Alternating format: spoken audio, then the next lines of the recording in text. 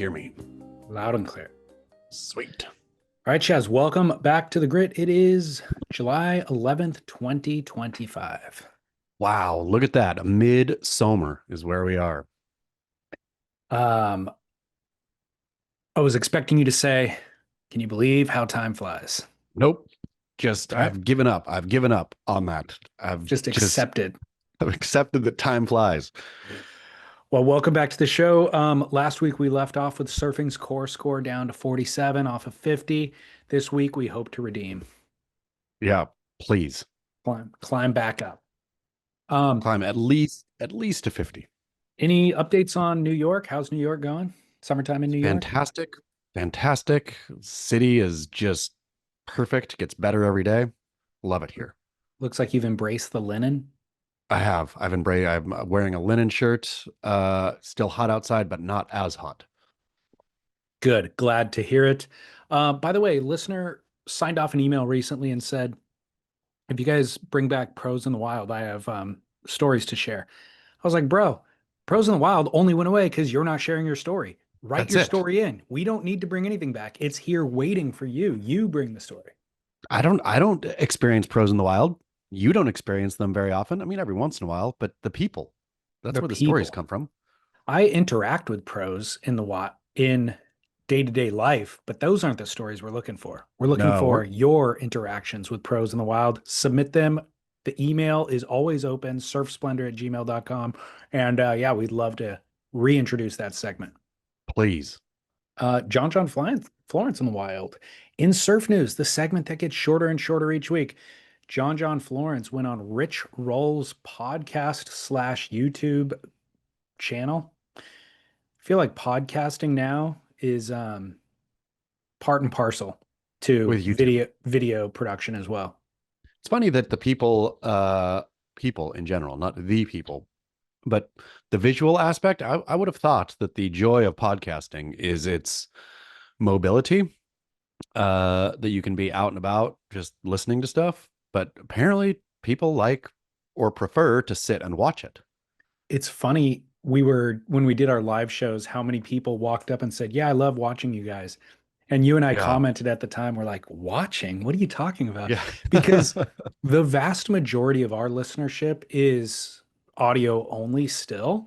But when I look at the way that all other podcasters now operate in the modern era, Rich Roll, Joe Rogan, the vast majority of their downloads are coming from visual platforms now. So I think you and I have just started in one space and haven't successfully, invested in studio and set design and all that sort of thing that would resonate on the visual platforms.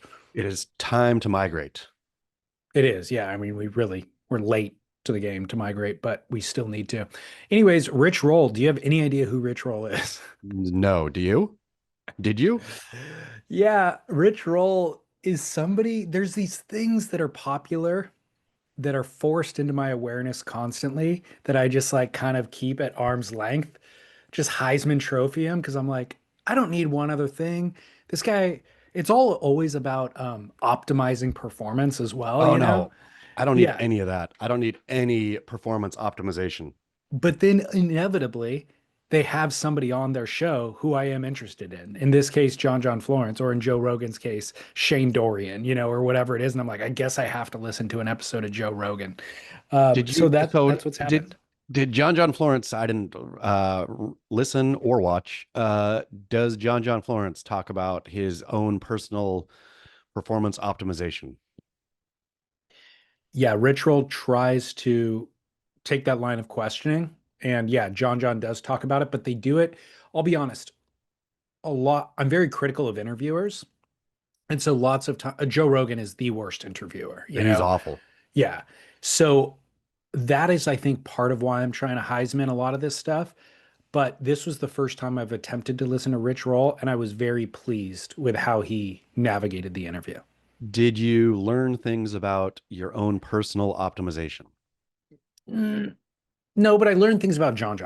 And Rich, I think, did a good job of like not trying to shoehorn his expertise into getting John to speak about those things, but he allowed, he knows enough about health and wellness or optimization, I guess, to tee up questions for John John to let John John speak his own version of those events.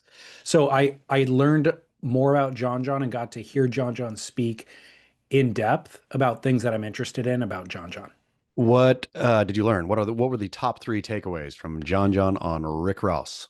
Roll, Oh, sorry, Rick rich Roll. roll. Is Rick rolling? Rick rolling is when you play "Never Gonna Keep You Up." Yeah, Isn't that when you like plant that song in people's feeds when you it Rick roll them? is. It is. And this guy is Rich Roll. This is getting Okay, really confusing between Rick rolling, Rich rolling, and Rick Ross. Very, very confusing. confusing. Don't even bring up Rick Rubin right now. I'm gonna Man, freak out. man, break the Um, algorithm.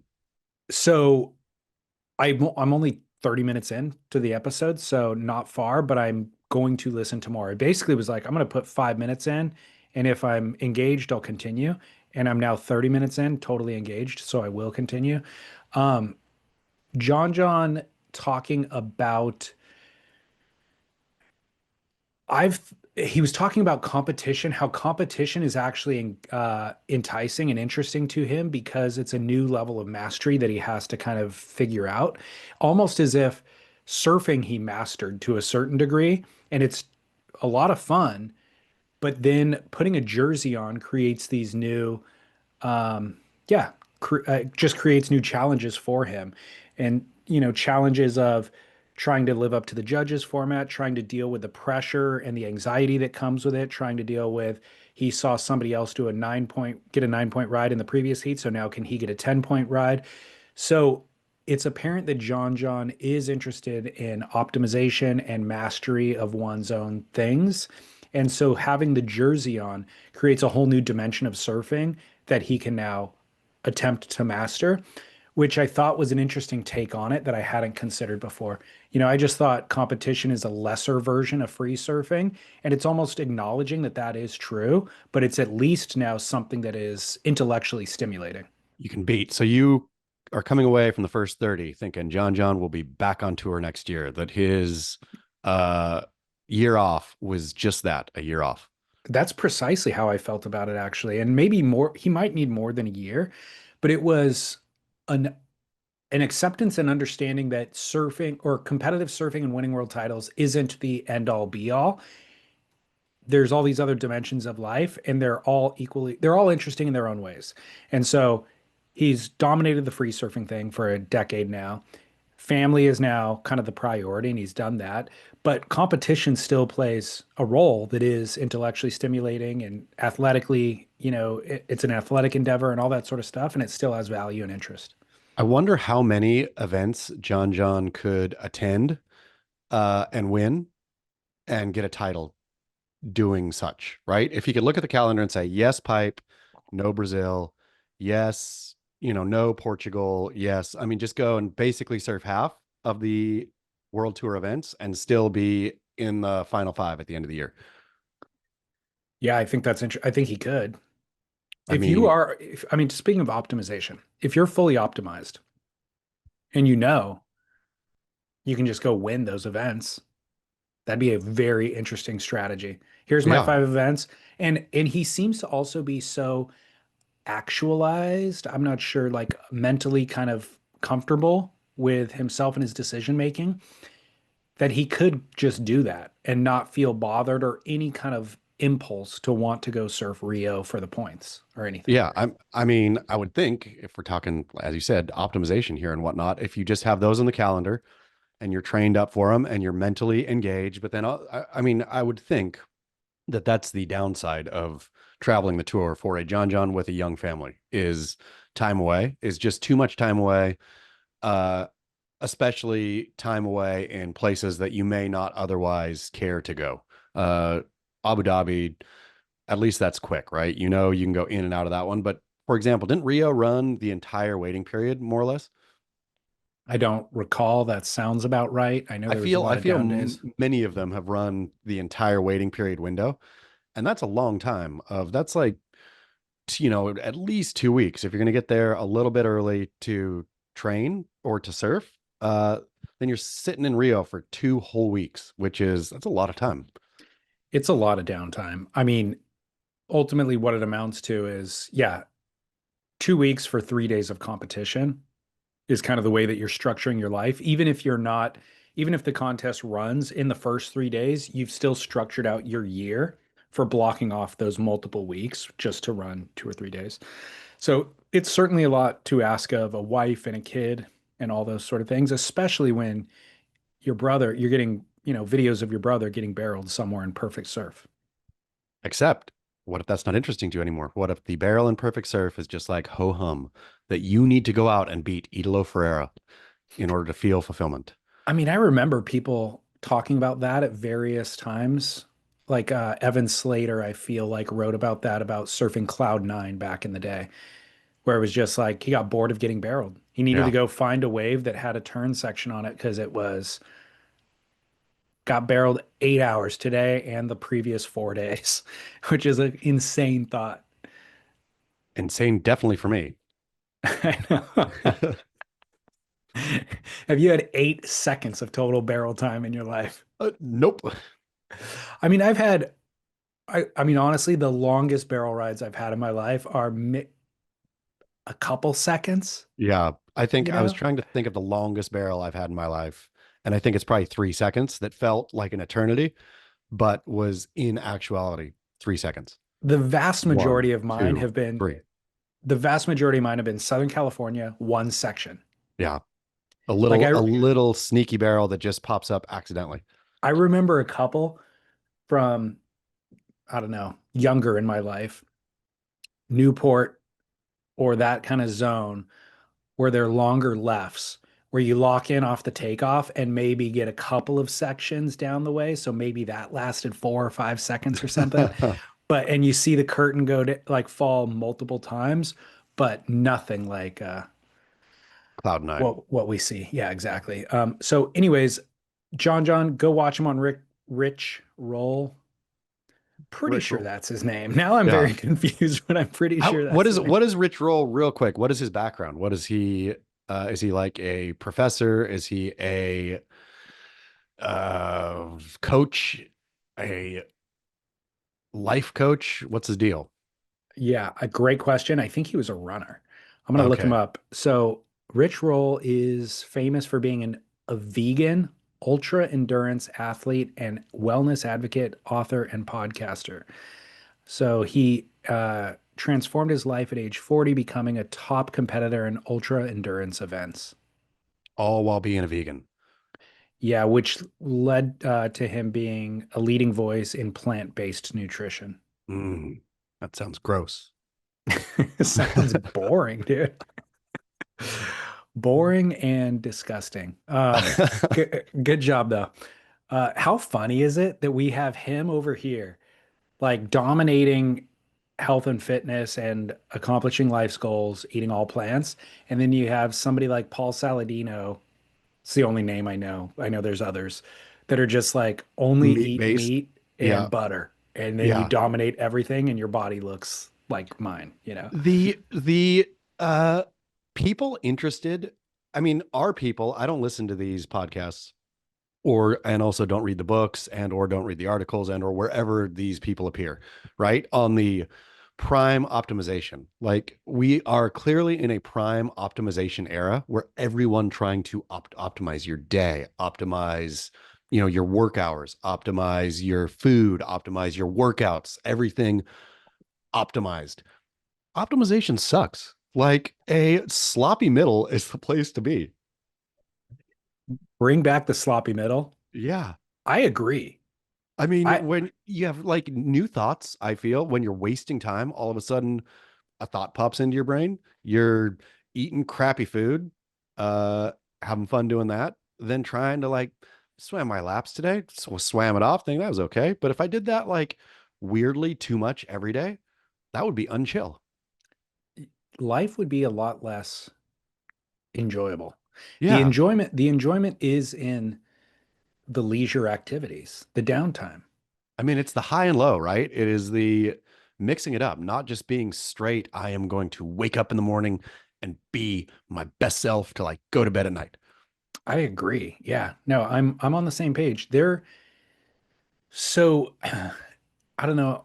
show we were on within the last week where I was kind of had a realization about there is a lot of extremity in or bipolarization in modern society where you're right, you have those examples of optimization that you're talking about, super fit, more health and wellness information and pursuance than there's ever been before. And on the flip side, the most unhealthy people that have ever existed in humanity are existing. But the middle has kind of gone away. Same thing happens in socioeconomic strata right now, where the erosion of the middle class, you have billionaires collecting more and more. The transition of wealth is just kind of going to that end. And then The no there's wealth and at then the there's other no end. wealth on the other Yeah. end, very little middle class anymore. So I see that happening all the time. But the sweet spot is the middle, Is the fat middle. the fat middle. Yep. I mean, Just wander through those fields for a minute, people, optimized John people. John may be the one living the fattest middleist because despite him being asked questions about optimization by Rich Roll, he doesn't have a six pack. Yeah. He's not banging the tour drum for 11 world titles. He's I mean, kind of living right in that middle. that's what I was curious about though. Was John like, yeah, I wake up in the morning at 4 a.m. and I mix myself a adaptogen mushroom, blah de blah, and then that gets my mind focused, and then I do some meditation, and then I am ready to, work out, and then I surf or blah de blah de blah. I think the way that he is optimized is for being present and enjoying life. A But lot like it's, Griffin Colapinto. I'm not sure. I'm not sure if that is equal. Griffin Colapinto is trying hard to find his version of that. I mean, I he's on the also, optimization tip, right? He's on the mental optimization, at least, the Dispenza, yeah, but all that. I think he's taking cues from the way everybody else does it and trying to see what makes sense for him, as opposed to John, who I feel like He's on his own path. has I feel like John's actually had a pretty solid understanding of self from a very young age. That's That true. is That's kind of true. Never, rare. I mean, and, especially coming up in the spotlight, like excuse me, coming up in the spotlight like he did from very early age. Totally. I screenshotted something earlier this week because it struck me as odd and then I never quite went back to investigate it, but I'm going to try to pull it up now. Um, it was Eli Hanneman. Okay, I got it. Eli Hanneman. Oh no, Cole Houshmand. Sweet, our boy. Our boy, this is even better that it's Cole Houshmand because I felt Perfect. bad that it was Eli Hanneman. Good. He posted in his stories, it was a repost from at Hustling Facts, Okay. which Hustling already facts. which already made me like cringe. Yeah. Like, bro, you're Yeah. following Hustling Facts. I don't Yeah. know that account, but it doesn't sound good. And it's a photograph taken in a college classroom, looks like kind of an auditorium setting, and somebody's presenting a slideshow. And on the slide, there's a quote that says, I can't cry about having a lot on my plate when my goal was to eat. I was like, okay, Mm. that quote felt impactful to a classroom of people, I guess, enough for somebody to put it on a slideshow. And then enough for somebody to post it on Instagram on Hustling Facts and was in fact so impactful that Cole Houshmand, it resonated with him. It Like, resonated enough, not just to read it and or see it and think, yeah, but to say, you know what? I'm sharing this with the Tate bros out there. this is wisdom for people. Yeah. I can't cry about having a lot on my plate when my goal was to eat. That is so profoundly stupid. So profoundly stupid. What a stupid sentence. So, Cole Houshmand, have you ever been hungry in your life? No, Cole Houshmand, are you overworked right now? no. Like, is there too much on your metaphorical plate? Is traveling the world as a professional surfer? Is that like, do you wake up and like, man, I got all these responsibilities. I got to show up for the photo shoot. I got to go surf my heat. It's just too much. It's too much for me, man. But oh, I got to be thankful. This is what I was asking for. That's exactly what he's talking about. So he just Yes. finished. This was after he won Rio, by the way. So Yeah. he just won an event. And was there some hardship after that win where he was crying and thinking, this is all, the weight of the world is too much for me. Oh, but let me reset. This I really was is what I asked striving. for. I was striving for excellence. Here is excellence. I guess I better wipe my tears. Yeah, I mean that's what it is. It's like the after heat. I mean the after victory interviews. He had to go into the media tent and do like an extra 2 hours of media, and he was like, in the middle of that was just like, man, this sucks. This sucks so bad. And then he checked himself. Boom, Instagram, scrolling through. This sucks. Oh, wait a second. Got to check myself on my privilege. Had a hard look in the mirror, pulled down his Gucci, whatever those oversized shades that he wears that are kind of like bedazzled with gold, something on the side, looks at Oh, his leopard printed hair and just has a hard look in the mirror, yep. wipes the tears. I mean, I literally was like walking through the house, scrolling just in between chores, saw that, and I'm like, I'm not, I gotta screenshot this because I'm sure this deserves further analysis. Something I'm about it. glad you did. I'm Yeah, glad you did. There are two things. I'm glad you did, and I'm also glad that it wasn't Eli Hanneman. me too. Me too. Yeah. Because I want to, I still like Eli. Good job, Eli. Way to dodge that bullet. Way to not Thank you. put stupid stuff on your Instagram. So I feel like those kids are um, saying the mantra, wanting it to be true. Griffin Yeah. Colapinto, Cole Houshmand, whatever. John on the other hand, he just feels very confident and comfortable in self and is living a great life. And now there's, this wellness expert who wants to glean some insights from John. But there's no amount of kind of, I don't know, taking quotes from John and putting them on your wall that'll help you feel that way. You kind of I need to figure out what your own thing is. yeah, and I can't imagine John John. I mean, I don't know what John John's, I'm sure he reads, whatever books he reads. Maybe some of them might be self-help or modern how to be your best self kind of stuff. But I cannot imagine that he is writing quotes down. Like I feel that both in the journaling that the Colapintos, and I'm not making fun necessarily here of that. Like that's great to be mindful and to be aware and to try to better self and all that. But at some point it becomes this. It becomes to don't complain that there's a lot of food on your plate when the goal was to eat, which is it's so profoundly idiotic. I mean, it's just straight up idiocracy. It is welcome to Costco. I love you. And then thinking that you need to share that, like that's so profound to me. I'm going to share this information with my Instagram following With is all the other crazy. all your other followers out there who are just imagine who follows Cole Houshmand on Instagram. I don't think it's like Wall Street investment bankers and or doctors and or lawyers who are working pro bono for poor immigrants or something. It is his followers are other San Clemente bros and or casual casually interested surfers who are looking at their own life, thinking, yeah. So I guess I'm not going to be mad when I go to work today and the boss gives me one extra chore because my goal is to eat. Yeah, apparently. Are you at all inclined to now watch or listen to Rich Roll? No, absolutely zero. To be, and again, just to be more firm, modern optimization culture bores me beyond any amount of boredom that I could possibly have. Like it is very clearly a trend. It is a trend that is going to end. It's like thinking that jazzercise is the end all be all of fitness and we're going to get perfectly fit doing jazzercise. No, jazzercise was a trend. Something else comes and replaces jazzercise. Something else is going to come and replace mass optimization. And the mass optimization movement, again, I mean, we've said it, but for all of us, I'd say even all of us, like if Zuckerberg and all these guys, if they want to wake up, who's the big wake up at 4 a.m. and blah, blah, blah, blah. There's so many of them. I mean, Jocko Willink. yeah, like, is this, come on, people. No, that is not you. You are not that kind of person.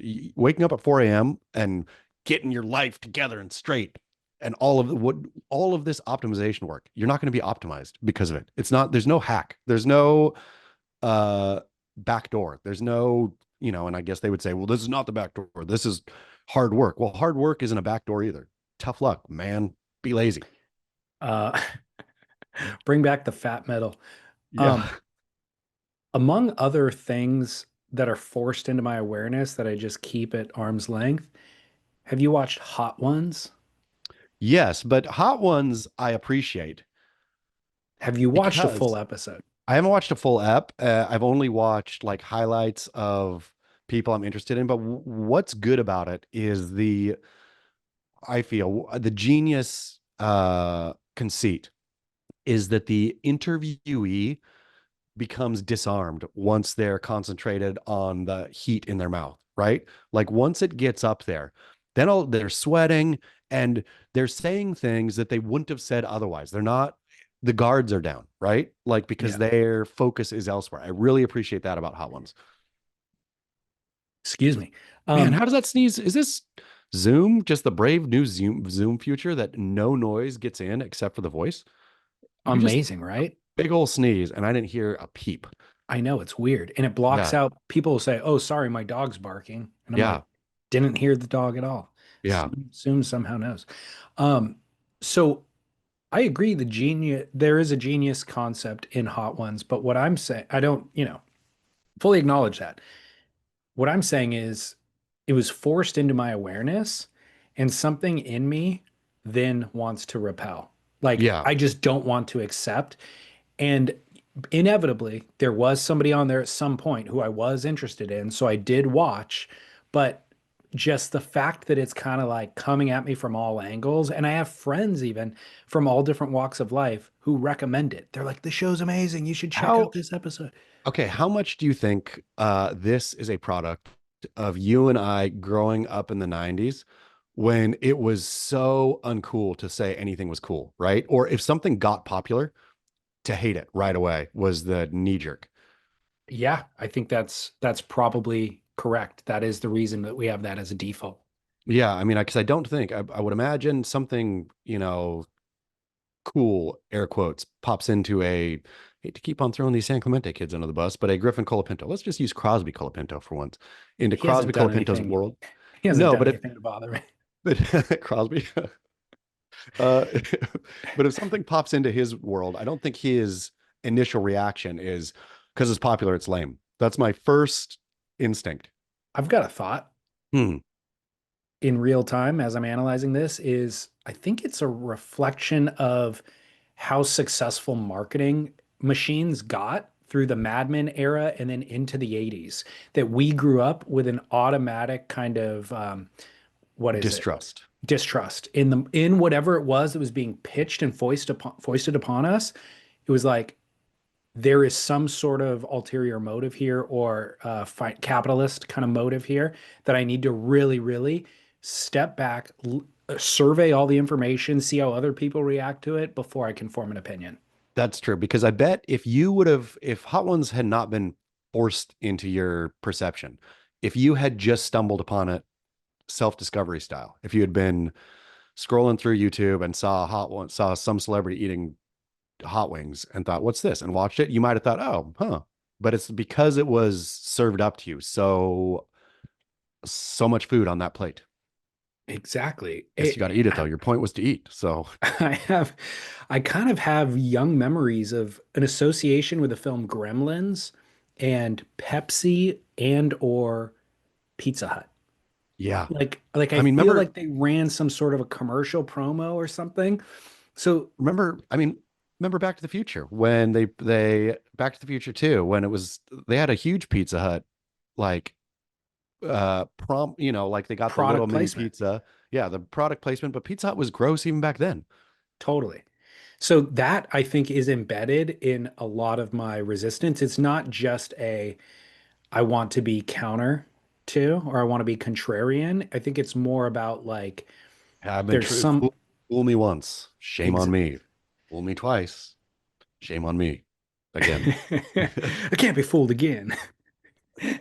Um, Austin this last week downloaded like 8 games on his iPad within like one sitting period, 30 minutes or something like that. And it's linked to Lauren's iCloud account. So then they also pop up on her phone. But what it was he got some game that then went into an advertisement. And so And got that one. so in the advertisement, this is all new to me because I don't play games on my phone, but the advertisement presents as a game. So Oh, the first 15 seconds before they give you an X to close out the ad. The first 15 seconds are Tetris blocks falling, and you can actually manipulate them and play the game itself like as a little teaser. And if you just don't do that and wait the 15 seconds, then you can exit out. And once you exit out, then it prompts you to download it and you have to X that out. And then I think there's a third X after that. But that little 15-second teaser, he starts playing and then it prompts him, of course, you want to download this. And he's like, hell yeah, I want to download this. So he downloads it. Sick game. And then he's playing that game, and that game goes to a commercial, and they give him a new prompt. And so just he's like 8 games into these prompts away from the original app that he was playing. But as I then grabbed his iPad and saw what was happening, I'm like, I'm enticed to download this game. This Sure. marketing is so effective. Like, and then I'm looking at him, I'm like, they manipulated his tiny, fertile brain with their marketing scheme because it's that effective. He had no defenses. Well, that's the crazy thing too, is it's not like he was doing multiplication tables or something that he doesn't maybe like, and then a game popped up when you're like, oh, this is funner than that. He was playing a fun game, another game popped up that was maybe funner, or I mean, and so then you're down that, like, it's just the amount of gluttony in that, of like, and not that he's gluttonous, but that they're forcing, no, you weren't satisfied with the game you were playing. You're already playing a game. We got another game for you, and then another and another and another. Like, get It all the games. And this is it was infinite games. I saw it happening on this microcosm scale of rewiring his brain Yeah. or tapping into something that's already in his brain and stimulating it and growing that little thing. And so he's chasing it now more and he's down this and he was almost like worked up about it. And I'm like, bro, we're gonna have to delete a bunch of these games. And he's like, I don't want to. I love this game. This is my favorite game. And I go, I know, but the games that mom and dad get for you, there's no commercials in, and you Yeah. can just play and have free reign. These ones are commercials. And do you notice now the commercials are like every 1 minute as opposed to Yeah. every 15 minutes previously? So we don't want those commercial games. And so the last few days have been like an unwinding of the damage that had been done. He had to go to detox.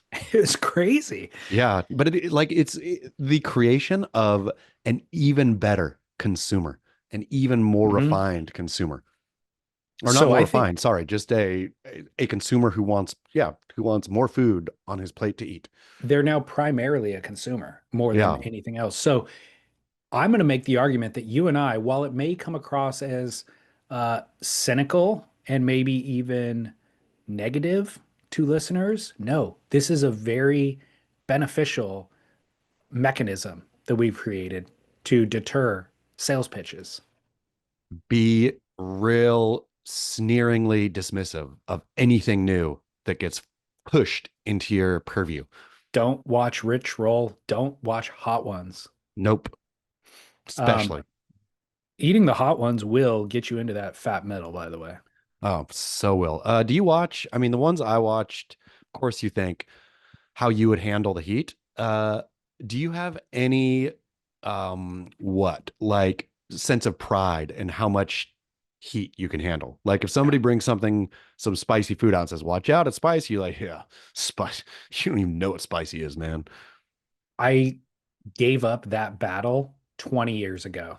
What is your limit? What is like a spicy, too spicy that you're like, I would prefer not to eat. I think I sit across the world.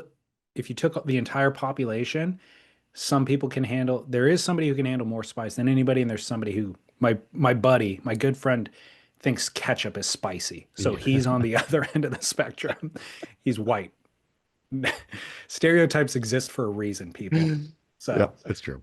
um, I'm right in the middle. So there's, You're I'm not of three all the, quarters. no, of all the world's population, I mean, look at how many people are in India. They're going to sway the That's true. scale. So I'm right in the middle. I think if you compare me to all other white people, I'm probably in the top 10% of being able to Okay, handle spice. It's because like it. probably because I was raised in Southern California where there is access to a lot of ethnic foods that are spicy. So I have a higher tolerance than somebody who's born and raised in Kansas, let's say. But I also then have a different scale for each ethnicity. So Mexican food, I can handle a lot of spice, Indian, Thai. Korean, I have less exposure to. So, sometimes I'll have like a different culture's food, like Korean, and they'll be like, this is mild. And then I eat it and I'm like, oh my God, that's so spicy to me. What number do you throw out when you order your Thai food? When you order your Penang curry, are you a I go, 3, 4?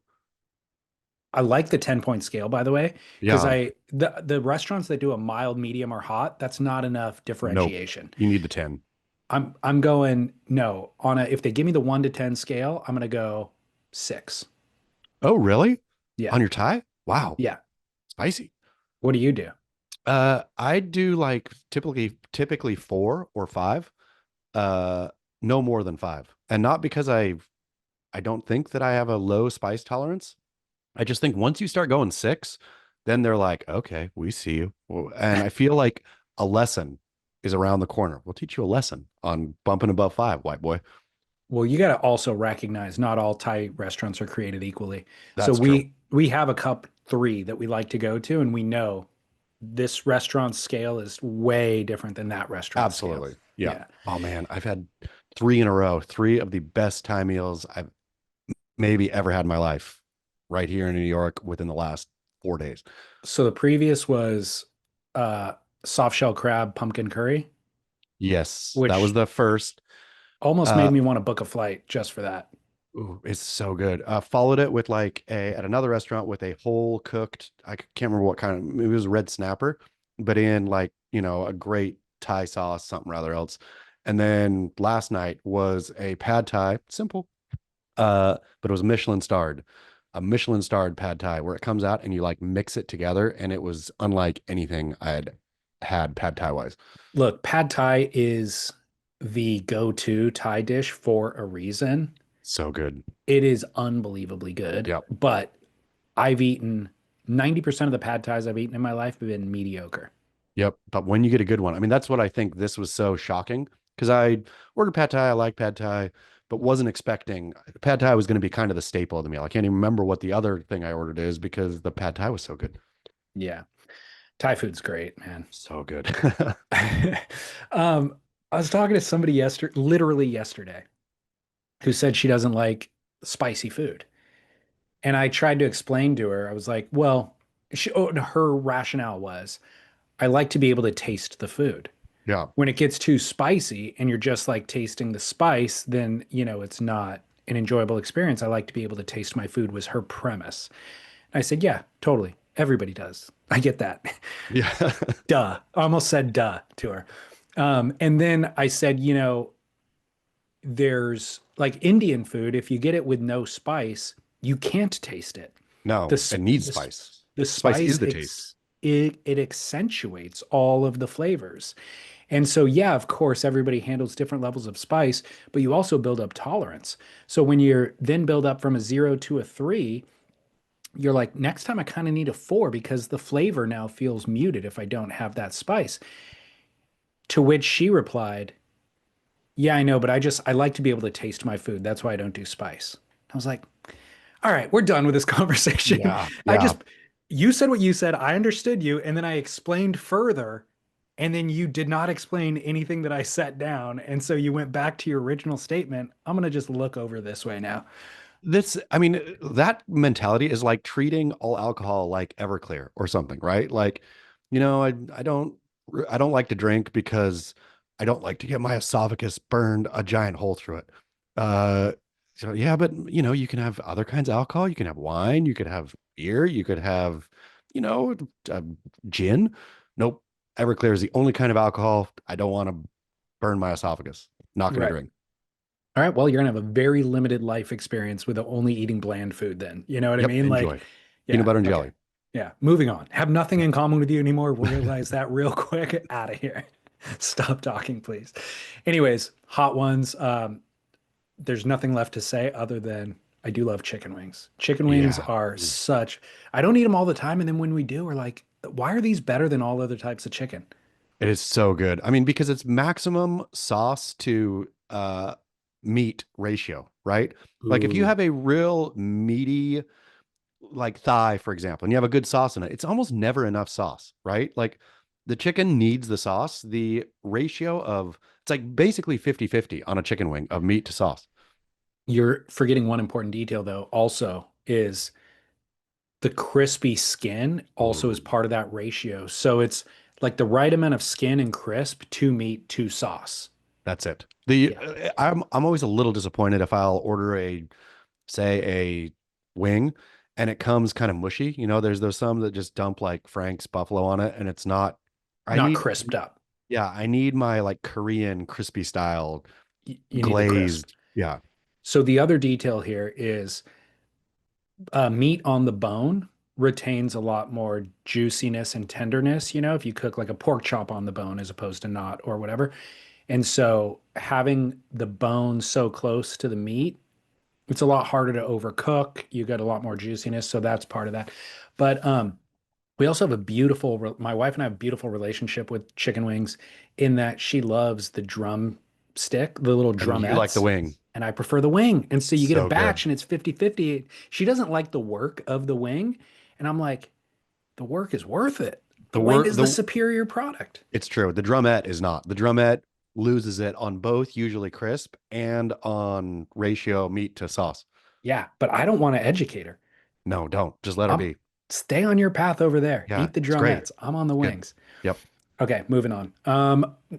19-year-old surfer who failed to return home after heading out for an afternoon surf near Woolly Beach on the New South Wales north coast has been rescued on a remote island 14 kilometers offshore, 8.6 miles away. Did you see this story? I sure did. An amazing story. So Darcy Defaults, It's a love that great last name to name. begin with. I know the whole name. When I clicked on the story and read it, and I was like, "Oh man, this thing just couldn't be A, more Australian, or B, better." Deefholts. Darcy Defaults or Defaults Yeah. was located on North Solitary Island. Also, if you name that island in the Hollywood version of this story, you'd have to rename it because it's too Yeah. obvious. Silly. So he was located on North Solitary Island, a rocky, uninhabited natural reserve, on Thursday morning after an extensive land and sea search involving New South Wales Police, Marine Rescue, and the Marine Area Command, and local members of the community. So, according to New South Wales Police, he left home the previous day at 2:30 in the afternoon, reportedly taking um, a cream Malibu surfboard. I don't know why they named the surfboard, and headed for One Tree Point. When he did not return, his family contacted authorities and a large scale search was launched. So ultimately, this 19-year-old kid went for a surf, did not come back. His dad, who expected him at a certain time, took to Facebook and all social media and was like, oh my God, something terrible has happened. And incredibly, the entire community activated. So not only the police and the rescue, responders, but local people got in boats and got together and went on the search. And Lauren was actually reading me this story last night when we were driving to dinner. She just scrolled upon it on her phone. And I guess what happened was in the previous year, somebody had been found on that island. I think like a kayaker or something, and I think they had died.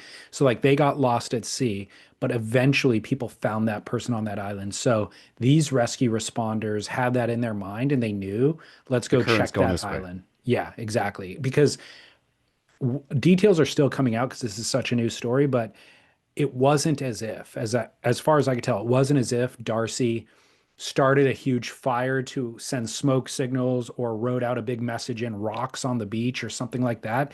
It was that the responders knew this is kind of where people end up. So they went directly to this island and they found him the following day where he was still alive. Yeah, an incredible feel good story. Rarely do these things end like this, obviously. Like overjoyed for his parents, right? Like imagine thinking the worst because you would try to keep that at bay, but it would sneak in, right? Like our son is gone. And then nope, he's totally fine on North Solitary Island. If you are lost at sea, I mean, I don't even know how you retain hope for yourself or for your family member or whoever it is, because it is a 1 in a million shot that people get rescued. I mean, I would imagine Darcy, once he saw North Solitary Island coming into view, he would have been overjoyed at least, right? At least I'm going to get to land. We'll sort the rest of it out after that, but at least I'm on dry land. What I'm confused by is if you don't have the muscle and kind of wherewithal to get back to land, the massive land of Australia, and then you see North Solitary Island, what are the odds you can paddle your way there? I mean, but maybe the current was just ripping him right to North Solitary. Maybe he had a The jet ski only hope. assist. Hey, Yeah, yeah. that is the only hope. Speaking of North Solitary Island, et cetera, how did you like the Hanks film Castaway? I want to revisit it. I remember liking it a lot, and obviously it became such a massive hit that it's got to be good, but I haven't watched it in 20 years. I recall sitting in the studio watching it, following along, Studio. or sorry, the theater watching. I was not invited into the studio. Watching along, and then Wilson popped up, and I remember the conceit of Wilson initially, like, okay, he's kind of losing his mind a little bit here and making friends with the volleyball. But then Wilson becoming basically, in my memory, the main character in the story and his relationship with Wilson and crying at the end when Wilson gets swept away when he tries to paddle off the island, whatever. I was like, this is the dumbest movie I've ever seen in my life. Really? I was so mad about Wilson that I was really now hate Castaway. That's uh what was so upset. I mean, the idea of needing to find a friend on the island and then It, manufacturing it, I think is relatable. I think it was Tom Hanks's overacting, like his weeping when it was like this is before people had kind of learned to dislike Tom Hanks as an actor. This was before peak Tom, I feel we reached peak Tom Hanks probably at Castaway, but I didn't know that we were there yet.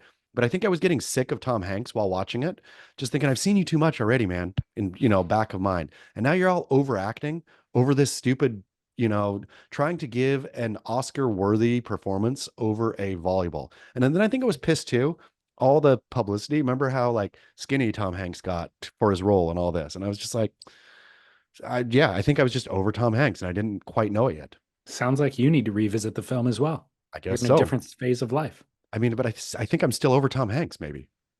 I don't know. I like Tom Hanks. He's fine. But if a movie comes out and it's a Tom Hanks movie, you're like, gonna go see that. If it's a movie come out and Tom Hanks is in it, I'm like, why do you stinking cast Tom Hanks? Like, it's exactly what I thought about Elvis. I was like, oh man, Austin Butler, this whole thing. I love stinking what's his dude, Australian director, Boz Lerman. Love, love Elvis, love everything. And then it was Tom Hanks as Colonel Tom Parker. And I was like, you kidding me right now? Are you But kidding me? but didn't you like it? I liked the movie but I didn't like him as like it just he's always too much Tom Hanks, right? He is so Tom Hanks that unless I want to go see Tom Hanks as Tom Hanks in Tom Hanks the movie, then because that's what it is, right? All of the films eventually become that, starring Tom Hanks as Tom Hanks in Tom Hanks. It's true. He's not nearly as much of a chameleon as Daniel Day-Lewis or Sean Even Penn, even a Johnny Depp. Johnny Depp's got even like a Johnny Depp. three Yeah. characters Johnny Depp can play weird goth guy. Johnny Depp can play uh slick, funny guy. And I guess Johnny Depp can play a pirate. That's three separate characters that Johnny Depp can play. He's Tom Hanks still can play Tom Hanks. the third one's kind of like the first one in that example. It's all I mean, I Weird think goth that guy. I feel that for Johnny Depp, Captain Jack Sparrow sort of wrecked him. Like that the fact that he tattooed Jack Sparrow, whatever, on his arm, like he fell so in love with the character of Jack Sparrow that good for you, Johnny Depp. You like to be that. You get to cosplay as that, but now you're cosplaying as that all the time. I disagree. Like unfortunately that character is so big and everybody Iconic. loved.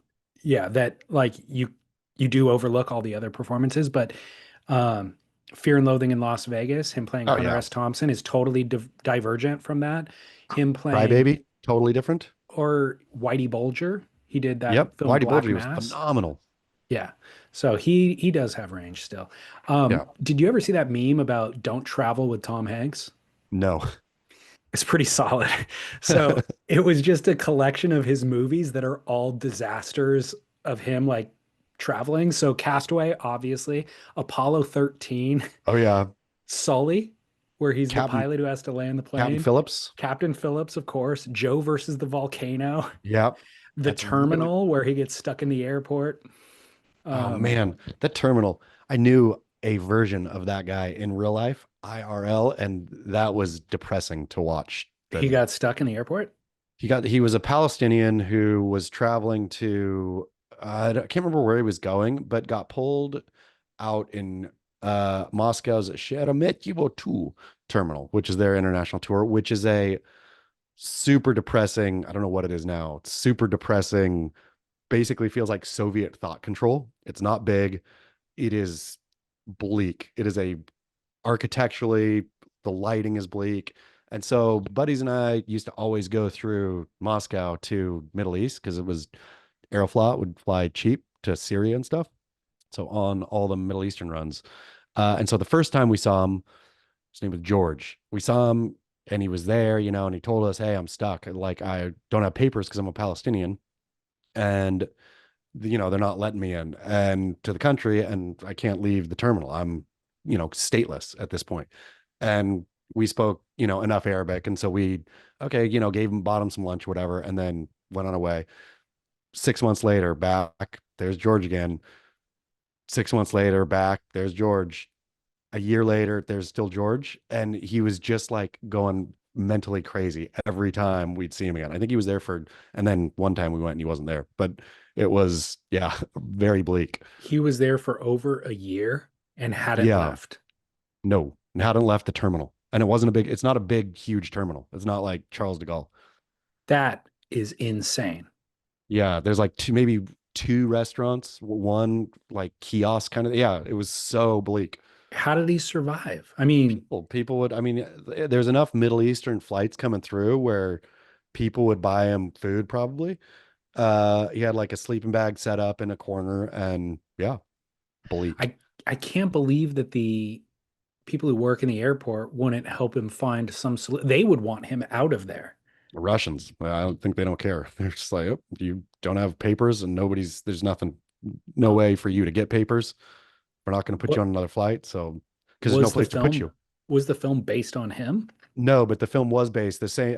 A similar thing happened to a guy in Charles de Gaulle, a French dude, but that guy did it on purpose. I think he was doing it as a political statement or something.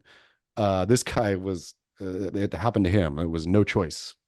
Wow, that is so sad. Yep. I Real mean, bummer. there's Hopefully, sadder things in the world, but that is totally boring and depressing. yeah, I wish that I lived in this time and could go back and share with George, uh, Cole Houshmand's wisdom about, hey man, you want a lot of food on your plate, but your whole point was to eat. So just enjoy this. um, I'm thinking about the kid Darcy in Australia. The idea of sorry, I'm typing something out real quick. The idea of getting swept in a current has to be the most horrifying thing ever. And what are like, I don't want to victim shame or blame right now, but I don't think that would have happened to a more competent surfer. You know what I mean? Like, I feel like a lot of people who surf are caught in rip currents or whatever every single day around the world. And this story doesn't always happen. And so, did he go beyond out into waters or conditions that were beyond his ability levels? And then he found himself in this situation? I mean, I And don't what know. can we do to mitigate against it? The fact that he got swept to an island makes me think that there must have been some crazy current running, and he got out too far and just kept getting sucked, right? Like there was no paddling horizontally to the beach situation for him. I guess my thought is there was a He bunch of looked other like surfers probably in the lineup that day too, and this only happened to him. he looks like a fit young man.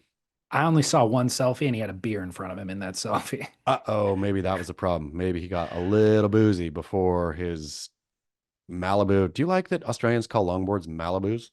No, Mals? no. And they're not even long, they're not even talking about, as far as I understand, they're not talking about longboards. They're talking about like a fun board shape. Oh, really? But So it's a misnomer. I thought Aussies called, I thought longboards were Mals. I don't know. Maybe I'm wrong. I think they are. I think a longboard is a Mal. So I think he Okay. was on a Malibu, a longboard, at least. So So I was like, I don't want to victim blame here, but can't we just have like a waterproof air tag at this point that you could just embed into your wetsuit that is a beacon? That Yeah. that would just be such a simple solution. I just Googled. Apparently, air tags themselves are not waterproof. They're water resistant, but not waterproof. But there's got to be, obviously, the technology exists. There's got to be a version of that that's small, embedded into your wetsuit, and then your loved ones have access to that information. And if you ever go missing, boom. This seems like an absolute no-brainer for the makers of Techno Butter. I don't know how Rip Curl is not you can even get Darcy as a spokesperson for the new Butter with beaming technology. Techno Butters O'Neill. Oh, oops. O'Neill should do it then. Flash bomb. There was a story we talked about a few months ago about a guy who was rescued because he had his iWatch Yes. or whatever that watch is called, Apple Watch. So this would be a version of that without having to buy the watch itself. But yeah, just a little beacon, homing beacon. It's just in your wetsuit. No problem. Yeah. Okay. Well, maybe I should get on that. Yeah. I This mean, could be this my seems like we're serving up gold for someone else to do. Why don't we do it? absolutely my mistake. I Get don't really wetsuit. follow through with a lot of this stuff. Um, my plate is full. I got a listener call that I want to play for you real quick. It's a potential PSA that we can provide. Hey there, guys. It's Taylor from NorCal here. Wanted to get your opinions, thoughts, maybe recommendations on earplugs for surfing. And here's why I asked. I got to spend spring break in April down on the Central Coast, got to be in the water for 4 days straight. It was magnificent. But I ended that trip with a little bit of water in my right ear, and I didn't think too much of it at the time. As we get into May, it suddenly is congestion, and I feel plugged up on my right side. By the time we get to the end of June, I'm like, this isn't clearing up on its own. Allergy meds aren't helping and stuff like that. So I went to see my doctor, and sure enough, I had an ear infection. No pain, no idea it was hurting so much. Antibiotics took care of it. It's all cleared up. But now I'm starting to think, do I need earplugs for being in the water? Let me know your thoughts. Thanks, guys. Take care. Thoughts on earplugs? Yeah, I mean, I think some people are more prone to ear water problems than others. And I think if you are prone to getting ear in the water and it causing problems, then it's a no-brainer. Earplugs aren't kooky. Earplugs aren't, surf hats. Again, we could discuss pros and cons of surf hats. I think there's no con with a earplug. And he was asking for recommendations. I do not Surf wear ears. them. Yeah, surfer's ears, I think is I the. think it's just surf ears. Are you sure about that? Pretty sure. Okay. Uh, they're on like a 3.0 version at this point, I think. Oh, And you can hear, 4.0. and this is no Surf Ears is not a podcast sponsor, though they should maybe be after this. But yeah, you can hear through them. They're expensive. That's the only bummer. So I'm looking at the 4.0 right now. Prevents surfer's ear, blocks cold wind and water, and also your hearing is clear. Somehow it allows sound to come in, but blocks everything else out. They're How much they run? $60. Yeah, $60 is a bit much. You can also, I mean, if that's a little rich for your blood, if you don't want to protect your ears that much, go get a swim like at a swim store or whatever. Just those earplugs, the $3 ones, just as fine. I mean, not just The as fine, but do the job. the problem with the cheap ones is that you can't hear sound through them very well. But let's be honest, what do you want to hear, frankly, in the lineup? Do you want to hear other people's conversations? Don't you want to pretend that you can't hear the person paddling by trying to say something to you? Like, there's not a lot to want to hear in the lineup. The internal gurgle of the barrel as I'm getting shacked. That's about it. Yeah, those guys are not a sponsor, like Chaz said, but I've heard nothing but rave Yeah. reviews. That's the go-to surf ears. You're right, surf ears. .com. So the other options are getting your ears drilled periodically, because obviously that's not a permanent solution, and it's a terrible surgery and solution from everybody I know that's had it. Um, I can relate directly though. I've had about 18 months ago or so, I had kind of lost hearing, like really my hearing had diminished significantly.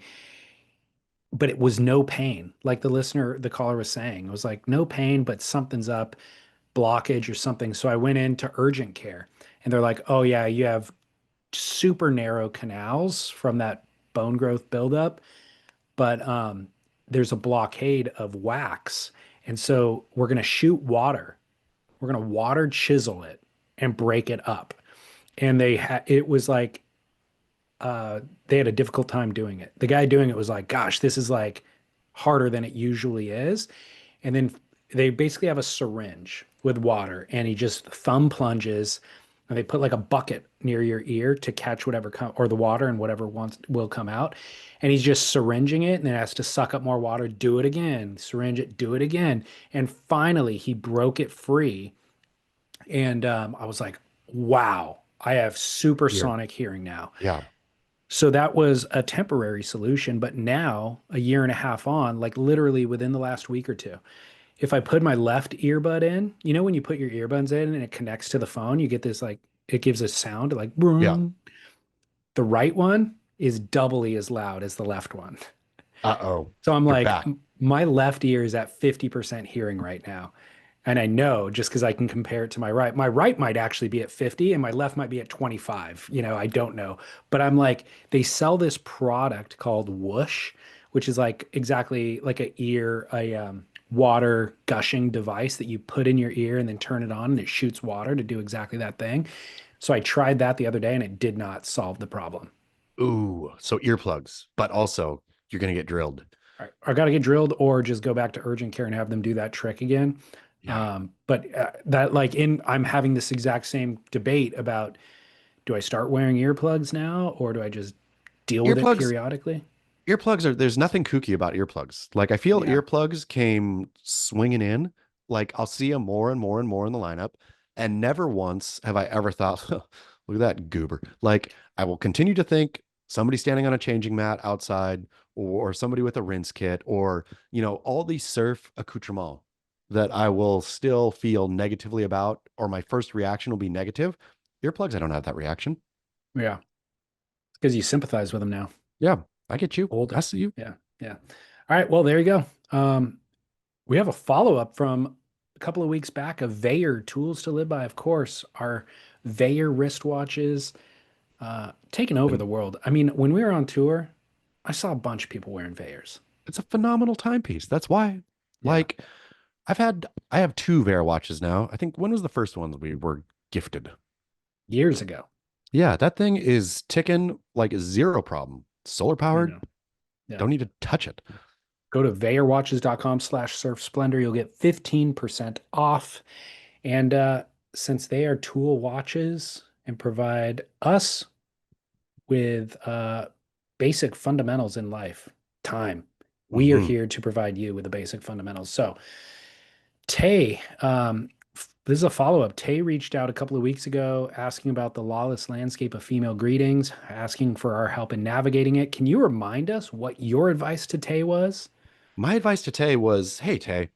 So Tay brought up, like, look, I don't know when I'm going in. Is this going to be because she lives, I think she's in Australia, right? And so there's like partial cheek kissing happening sometimes, hugging other times, handshake, just the lawless world of, we're talking about men's handshaking and, or men greetings. And it's a lot more clear cut. My advice to Tay was go all in on the cheek kiss. You force the cheek kiss perpetually.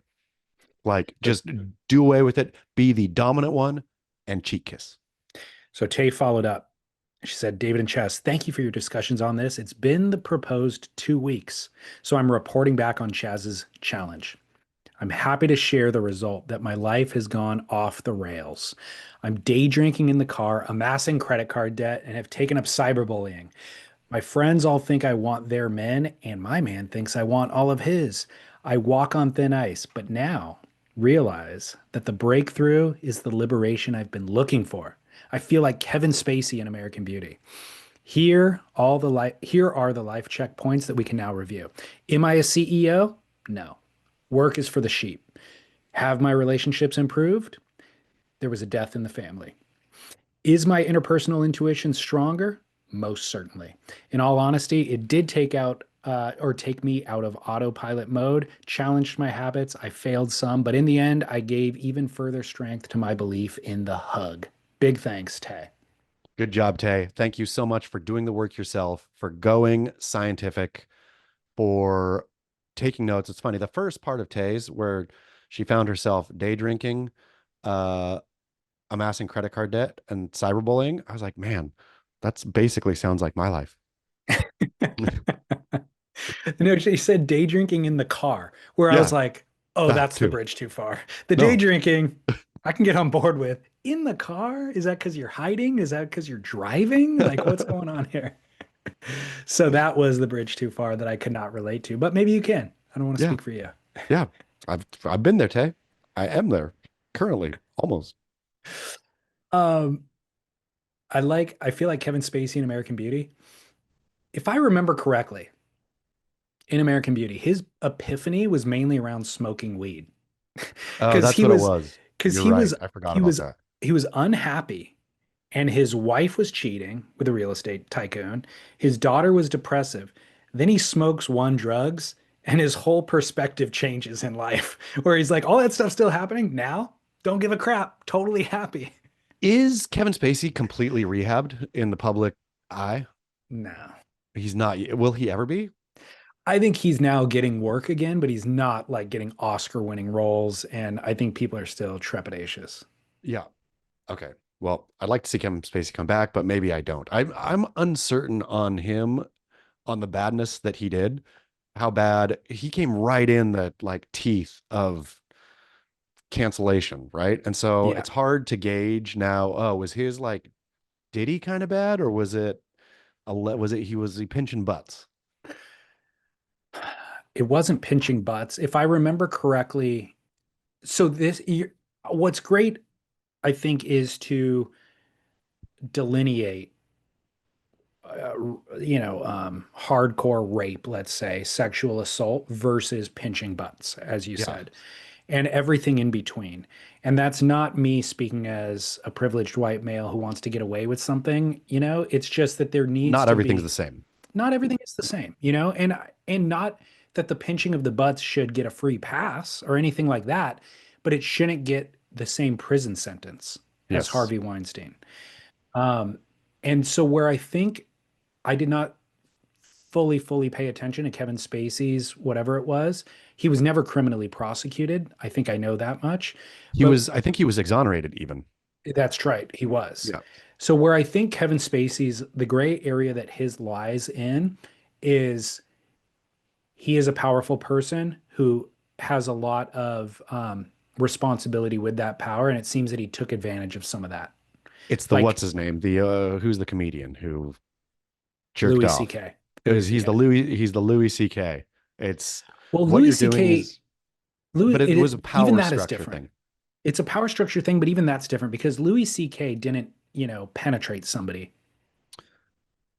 So Yeah. my understanding was Louis C.K. beat off in front of somebody using his Yeah. power, made them uncomfortable. Uh, Kevin Spacey, I think, slept with young but not minor, like 18, 19-year-old dudes who were like finding their way in the world of acting and coming up through the ranks. And then he saw them as a vulnerable Yes. person who looked up to him, and he took advantage of that to push them beyond their boundaries. Yes. That's what it That was. that's what I remember, which is definitely problematic for Yeah. sure and deserves valid shaming and all of us acknowledging who Kevin Spacey is and all that sort of stuff, but apparently does not breach legality, whatever. Great. Well, I'm glad we got to the bottom of that on a surf podcast. Me with zero expertise got to the bottom of that. But does that make you want to rehab Spacey? Do you want him back? I really liked Kevin Spacey. I think when Kevin Spacey initially blew my mind was The Usual Suspects, Yeah, right? totally. The where I saw Kevin Spacey, then I thought this guy is an actor, and then Kevin Spacey kept doing movies that just kept being really good role, from American Beauty on to whatever else, and I just thought he is a great actor. Uh, I agree. I always thought he but was phenomenal.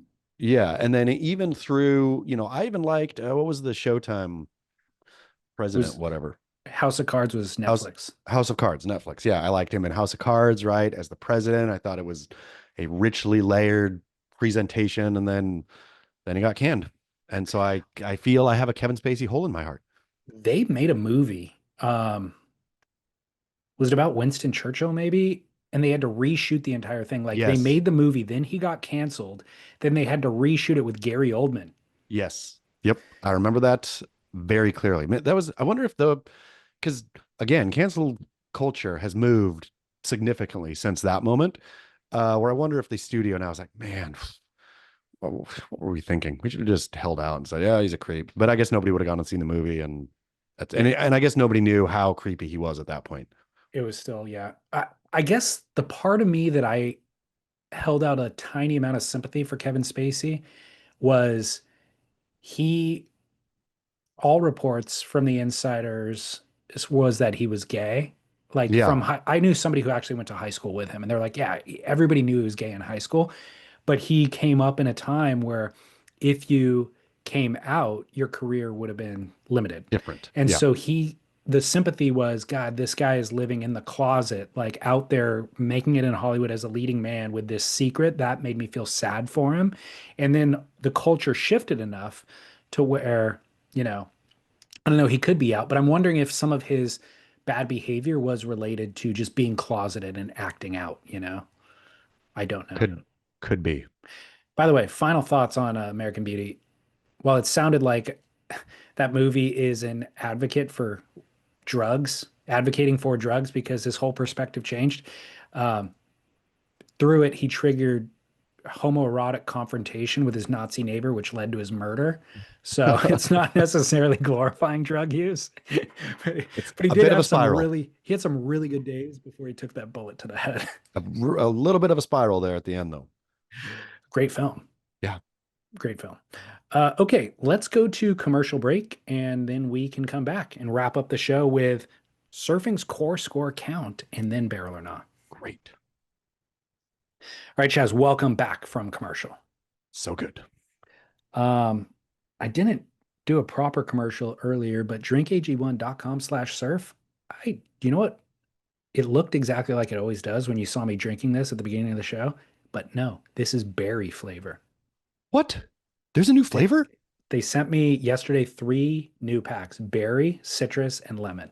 How is that? It's Do you probably like at your them? it's probably at your doorstep right now at home. Do you enjoy it, the berry flavor? This was my first go, and yes, it was a nice change of pace, I'll tell you that.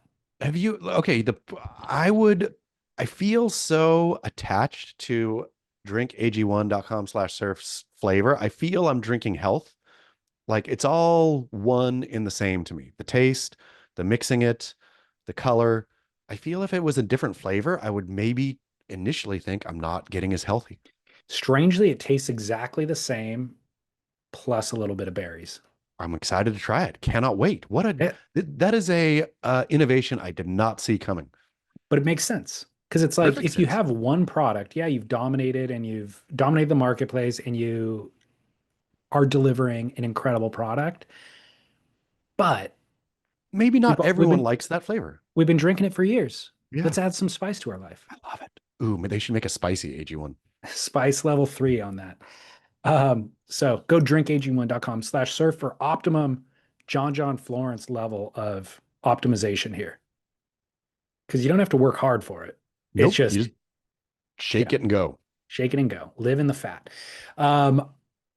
Another follow-up from last week, I believe. David, couldn't help but pipe in on your comments that you mentioned on the podcast about orange wine. We came back from commercial last week and Chaz was drinking orange wine and we referenced it really quickly. He says, quote, there is a lot of mousy swill out there, but quality skin contact wine is pretty phenomenal when it's done from the right producer. Pioneers of the style like Paulo Bea, Gravner, and Radikon are all incredible. Hope to sway your opinions on orange wine. Cheers, Devin. You're gonna have to get into the orange wine life now. So, for the record, we didn't really break it down last week, but orange wine is not made of oranges. It's made from grapes. So, previously to orange wine's popularity, there's white wine, which is made from white grapes. They squeeze them and they ferment the juice.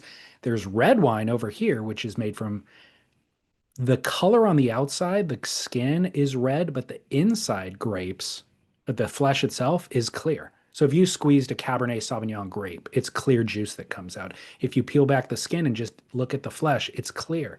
So the way that red wine gets its color is the maceration of the skin and leaving it in contact with the juice imbues the red color into the juice. And then you had a third wine in the middle, which was rosé. So you have red wine grapes that are left in contact with the skin for a limited amount of time, and it gets like a red or a pinkish hue, and then they scrape the skins off and ferment that. Orange wine exists between the rosé and the white wine, where it's usually white wine grapes, Chardonnay, let's say, crushed and then macerated with the skin. So the skin on the outside is greenish. Sometimes it's orangish in color, brownish a little bit, but it's macerated with the skin and then left in contact with the skin. So if you made Chardonnay without that skin contact, you get a lot less texture in the mouth. You just get that clean, pure juice, maybe the flavor of the barrel if it was aged in a barrel. But with the skin contact, you get textural elements, extra weight, and then, of course, the color. So orange wine is skin contact from white grapes. But you don't dislike orange wine per se. It doesn't fit a role in my life, as I stated last week. Well, I also stated I've never had one that I've loved. And to Devin's point, he mentions Gravner. I don't know, those are $150 a bottle.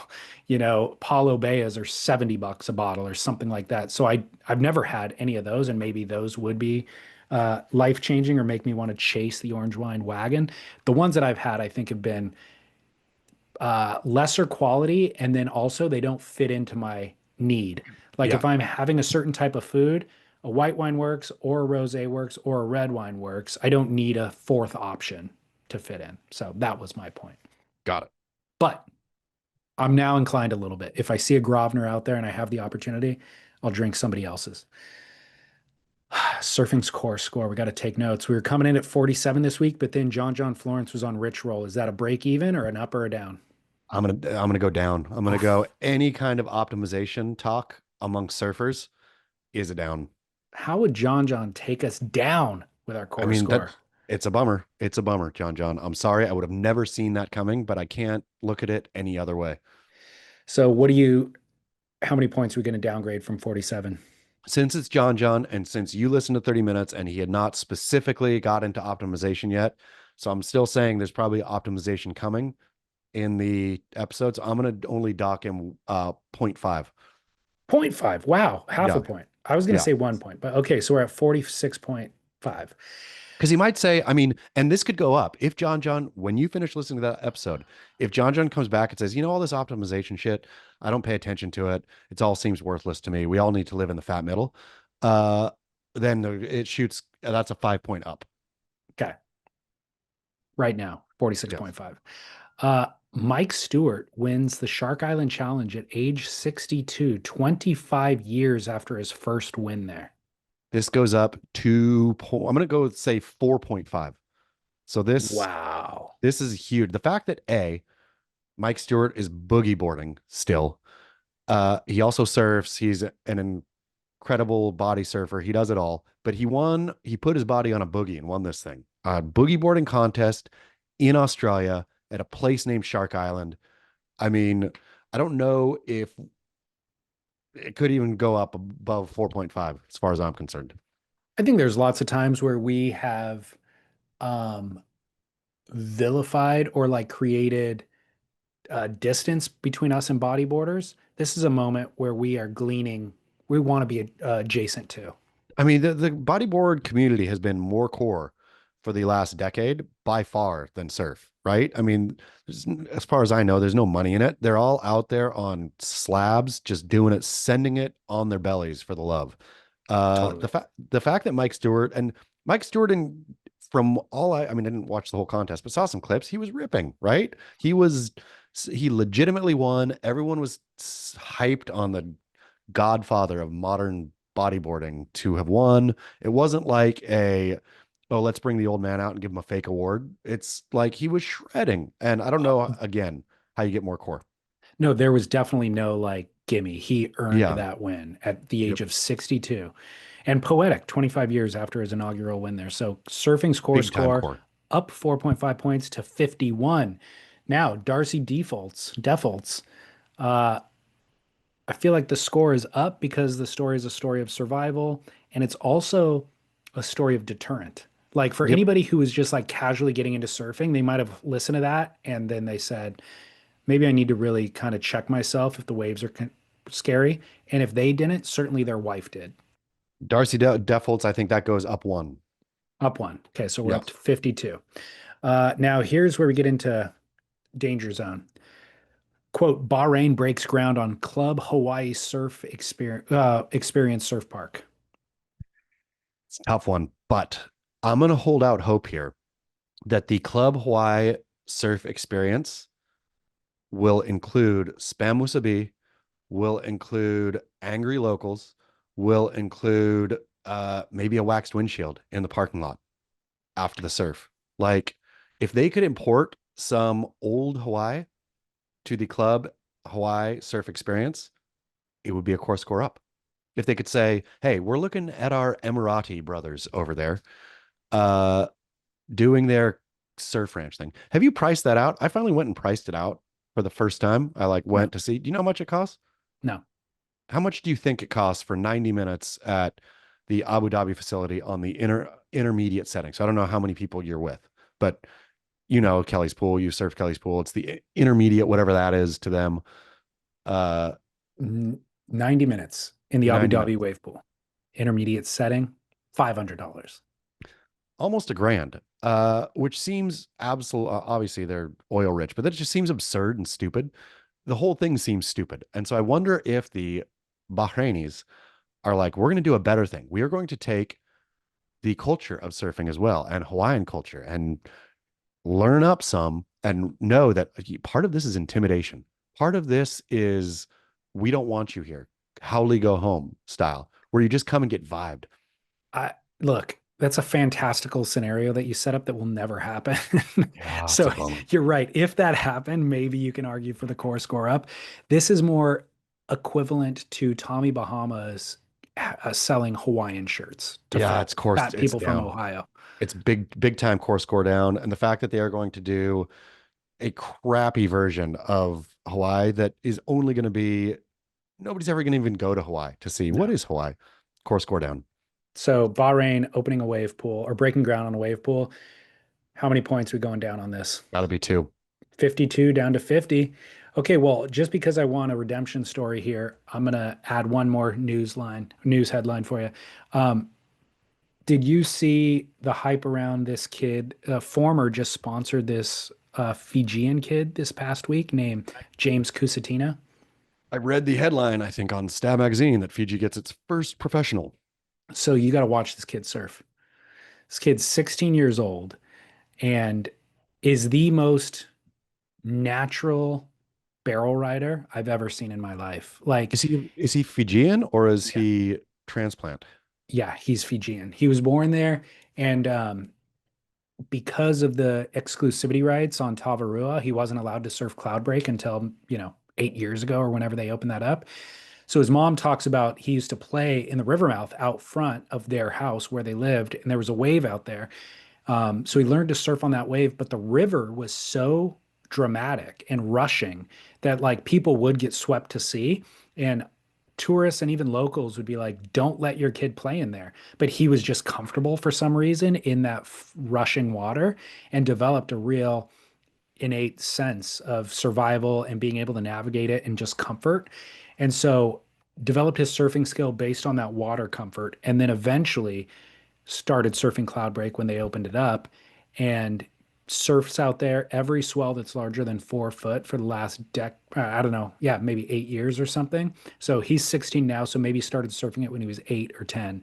And now he is just so attuned to a wave in a way that I've never really seen anybody attuned to a wave before. It's crazy to watch. And sponsored by Former. I'm going core score up 3. Sweet. So back down to 50, back up to 53. The reason part of that Stab article alerted me to this.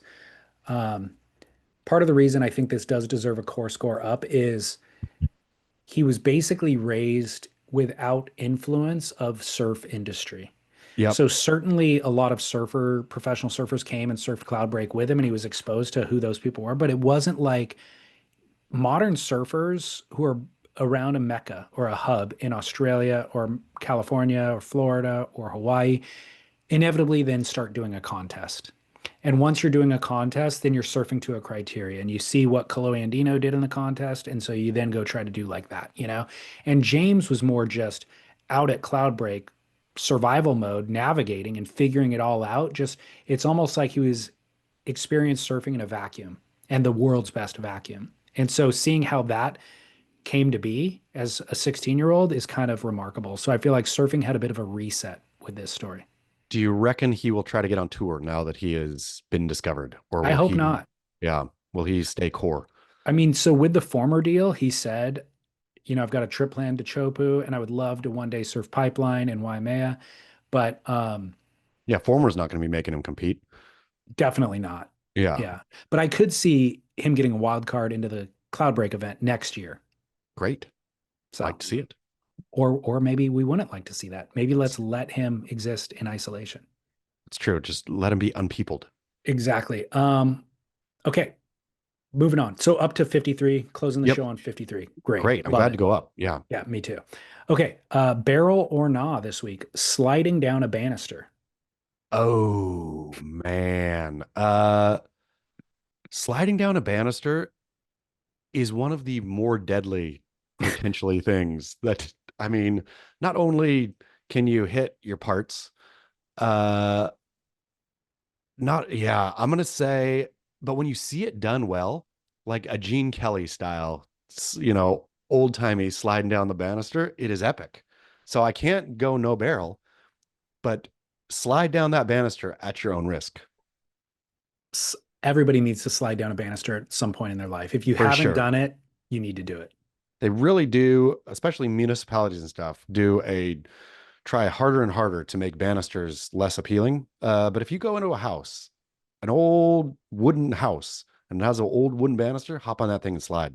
Just know that you may end up in the hospital. Make sure there's no, what are the things called at the end that stick up? Yeah. One of Does the have a not name? pedestal.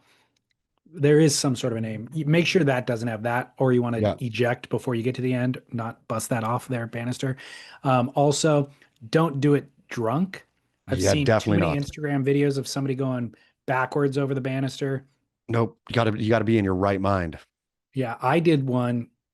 This is a true story. When I was 16 years old in a shopping mall on an escalator, fell into the escalator midway and tumbled down the rest of the escalator, got cut up on every single step. So I got to my feet at the bottom and like arms are sliced, legs are sliced. As I was falling down down the escalator, I heard a woman scream. She was like sitting over there enjoying an orange Julius and she was like "Ah!" watching me fall, but because I was 16, I just got up on my feet and walked it off, but terrifying. I mean, dangerous, dangerous behavior, banister sliding. Totally. But I'm going barrel on Yeah, banisters. barrel. Has to be barrel.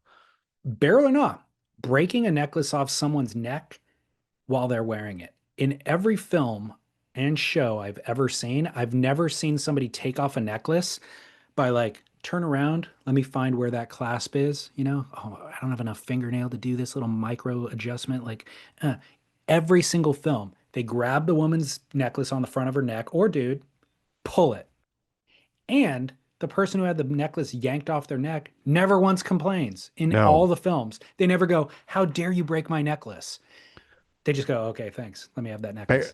I'm going barrel. I'm going barrel because it always looks so satisfying when it happens. I've never done it. I think I would be, obviously wouldn't want to break a necklace, but also would be scared if it was a certain thickness that you're going to jerk it and you're just going to jerk their whole head right in. Like you're going to Doesn't happen in the movies. slice into the back of their neck. Yeah, no. But In the it movies- always looks good.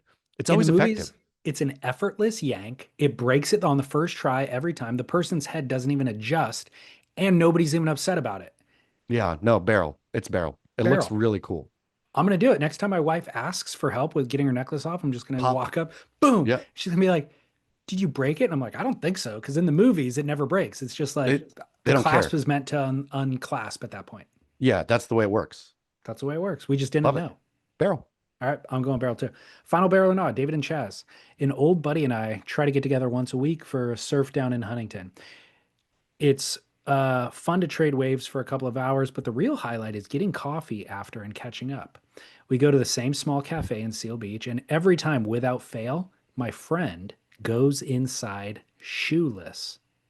I marvel at his disregard for germs and the extremely casual presence he carries with his naked feet on a cafe table, or at the cafe table, not on. I began to notice this characteristic in other personalities that I admire. Derek Disney walking barefoot through the streets of a coastal European town in one of Visla's films. Robin Keegle skating a half pipe sans footwear in a Vice profile from years back. And I don't believe I've ever seen Dave Rostovich with covered feet. Then there are your downright barefoot militants. Sunray Kelly, a legend in woodworking circles who sadly passed away last year, known to go barefoot at all times as a way of life, even in the snow. He had managed to keep his toes to the end, or how he managed to keep his toes till the end is a mystery. So I ask you, barrel or not, going barefoot in public places. Should we be civilized men and women, covering our hooves with leather at all times, or go barefoot and throw a wrench into the spokes of modernity as it threatens to grind us all to an obedient, assimilated plebes? Please discuss and keep working. Greg in Santa Monica. Greg, this is a tough one, man, because nothing makes my frown turn upside down. I mean, don't turn that frown upside down. Like a barefoot, especially, yeah, a barefoot uh in a Western place in public, right? It just, if I see it, I guess in the islands, but even then, like people going into food land and whatnot, okay, I'm giving that one a pass. These operate differently. But like in a city, in Santa Monica, in New York, in these places, we are what we are. I hate to tell Derek Disney, I hate to tell everyone else, but you're part of a broader civilization, and we started putting shoes on, and I hate to do it to you. Put your shoes on your feet, Derek Disney. I'm going same. I'm going no barrel. And I think this is specifically the rule of thumb that you want to follow here is societal norms. Yeah.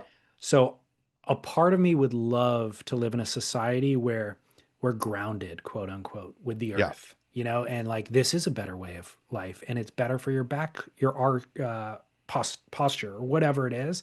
I know those arguments exist, but we're not in that society currently. Nope. And anytime that I see somebody in a foreign environment or a place like a coffee shop or whatever with no shoes on, it rubs me the wrong way. And it also makes me question that person's motives. I'm like, this tryhard is trying to show that he just got back from the beach or that he is more soul than I am or something. He's evolved. He's Yeah. evolved from shoes to, living the way God intended for him to live.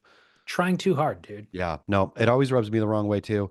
Again, I will hold out like Hawaii or the places where people are barefoot. Because again, that's a social norm in that Exactly. environment. Exactly. You can't, even if I mean, and I hear the pain of all of us getting ground down and just following rules because they're the rules. But some of these rules you just got to follow. Shoes is one of them. That's not your hill to die on. You know what I mean? Like if you're going to fight society's norms, don't start with your feet.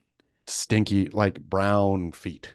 It's also a losing battle. It's like, bro, like nobody looks at the barefoot guy in a coffee shop and says, you know what? That guy's doing it right. Nobody thinks that. Walks up to him and says, what's your philosophy here? Like, I want to learn more. Can I follow your way of life? Like what? Are you the CEO of some tech firm or just sold your tech firm or like a doctor who cured cancer? Tell me your ways. No, they're looking at you going, dude, you're trying way too hard to show something. And it's a minor thing that you're trying to show. So no barrel. No barrel. You're I mean, by all means, pursue that way of life and go find a Caribbean island where that is the norm and go live there and show us that we're doing it wrong. But I mean, that's the truth. If you are so committed to the barefoot life, then go commit to the barefoot life. Go live the barefoot life in a barefoot culture. Yeah, totally agree. Not here. Do you go barefoot around the house? No. I'm at the point now, I think the people who invented shoes had it got it right.